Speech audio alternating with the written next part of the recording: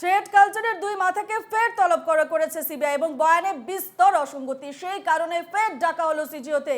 খবর কেন্দ্রীয় তদন্তকারী সংস্থা সূত্রে। গতকাল এই দুজনকেই জিজ্ঞাসাবাদ করে সিবিআই এবং সন্দীপ ঘনিষ্ঠ এই দুই চিকিৎসকের বিরুদ্ধেই তদন্ত কমিটি গঠন করেছে রাজ্য স্বাস্থ্য দপ্তর।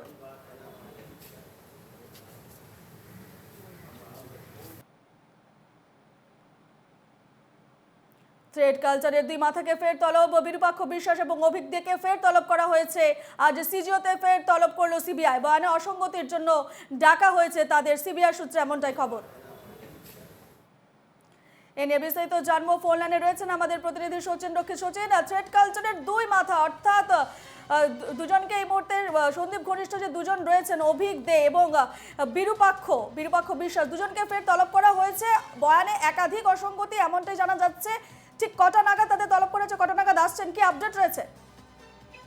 দেখো, বেলা 11টার মধ্যে তাদেরকে সিজিও কমপ্লেক্সে আসতে বলা হয়েছে। বিরূপাক্ষ বিশ্বাস এবং অভিক দে এই দুজনকে তলব করা হয়েছে সিবিআই তরফ থেকে। গতকালকেও তুমি জানো, গতকালকেও তাদেরকে তলব করা হয়েছিল। ম্যারাথন জিজ্ঞাসাবাদ হয়েছে এই বিতর্কিত দুই চিকিৎসককে। এবং যে মূলত বিষয়গুলো এই মুহূর্তে সিবিআইয়ের কাছে সব থেকে বড় প্রশ্নে, যে ঘটনার ঠিক পরদিন সকালে তাদের যেহেতু স্বাস্থ্য ভবন থেকে ইনস্ট্রাকশন ছিল বা অর্ডার ছিল, লিখিত অর্ডার ছিল যে তাদেরকে কোথায় থাকতে হবে, কোন হাসপাতালে তাদের থাকার কথা। অভিজ্ঞদের যেমন এসএসকেএমে থাকার কথা ছিল, একটি রিহার্সেল, যেটি 15 আগস্টের প্যারেডের যে রিহার্সেল, সেই রিহার্সেলের জন্য অভিজ্ঞদের থাকার কথা ছিল এসএসকেএম হাসপাতালে, এবং বিরূপাক্ষ বিশ্বাসেরও আরজি করে থাকার কথা নয়।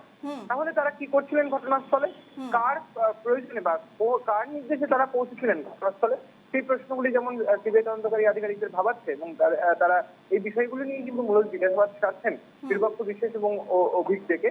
এবং তার পাশাপাশি তোমাকে জানিয়ে রাখতে চাইবো যে ইতিমধ্যেই কিন্তু টালা থানার একজন সাব ইন্সপেক্টর, তিনি বেশ কিছু নথি নিয়ে পৌঁছেছেন সিজিও কমপ্লেক্সে। তিনি এসেছেন এবং বেশ কিছু নথি নিয়ে এসেছেন। আরজি করে যে নৃশংস ঘটনা ঘটে গিয়েছে সেই ঘটনার সম্পর্কিত বেশ কিছু নথি, যেগুলি তিনি সিবিআই হাতে তুলে দেওয়ার জন্য এসে পৌঁছেছেন, যেমনটা আমরা সিবিআই সূত্র মারফত জানতে পারছি।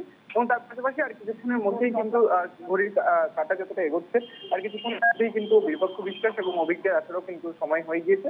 এখন দেখার বিষয় তারা কখন আসেন এবং গতকালকের মতনই কি পুনরায় তাদের আবার ম্যারাথন জিজ্ঞাসাবাদ হবে। সেটা সিবিআই সূত্র মারফত আমরা জানতে পারছি যে গতকালকে তাদের যে বয়ান রেকর্ড করা হয়েছে এবং সেই বয়ানের সঙ্গে যে সিসিটিভি রেকর্ড থেকে শুরু করে একাধিক যে তথ্য যেগুলি সিবিআই হাতে এসে ইতিমধ্যে পৌঁছেছে, বিরূপাক্ষ বিশ্বাস এবং অভিজ্ঞদের যে বয়ান, সেই বয়ানের সঙ্গে কিন্তু সেই তথ্যগুলোকে মিলিয়ে দেখে আজকে পুনরায় তাদেরকে জিজ্ঞাসাবাদ করতে চাইছে সিবিআই তদন্তকারী আধিকারিকরা। বেশ সচিন, এই খবরে নজর থাকবে। আপাতত ধন্যবাদ।